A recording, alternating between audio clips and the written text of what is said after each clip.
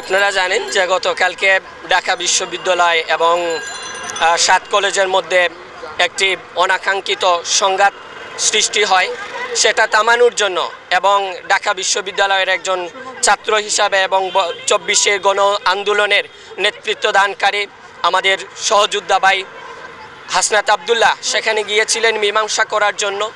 কিন্তু সেই মীমাংসা করতে গিয়ে এখানের মধ্যে যারা আমরা দেখেছি যে এখানের মধ্যে বিভিন্ন পলাতক ছাত্রলীগের তাদের পেজ থেকে লাইভ দিচ্ছে, মানে তারা এখানে অবস্থান নিয়েছিল এবং যারা এখন বিভিন্ন সুবিধা বুক করতেছেন এবং নব্য ফেসিবাদ হয়ে ওঠার আশঙ্কা যাদের আছে তাদের মদদে তাদের শেল্টারে এইরকম একটি হামলা, ন্যাক্কারজনক হামলা করা হয়েছে।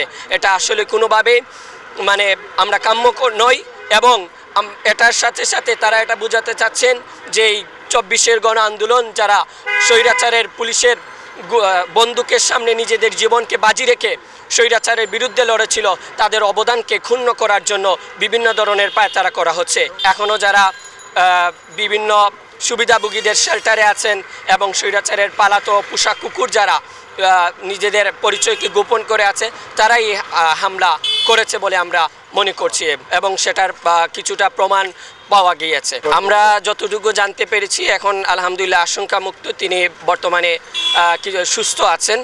আসলে কালকের যে ঘটনাটা ঘটেছে ঢাকা বিশ্ববিদ্যালয় এরিয়ায়, সেটা হচ্ছে 7 কলেজ এবং ঢাকা বিশ্ববিদ্যালয়ে তাদের একটা অভ্যন্তরীণ কনফ্লিক্ট।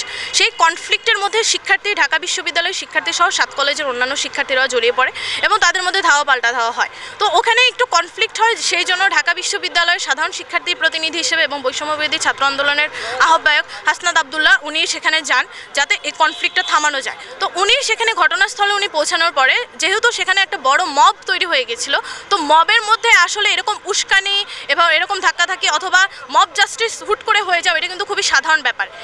এইরকম একটা সিচুয়েশনে হাসনাত আবদুল্লাহ তার বলতে গেলে লাইফের রিস্ক নিয়ে সেখানে গিয়েছেন, মবটাকে কন্ট্রোল করার চেষ্টা করেছেন।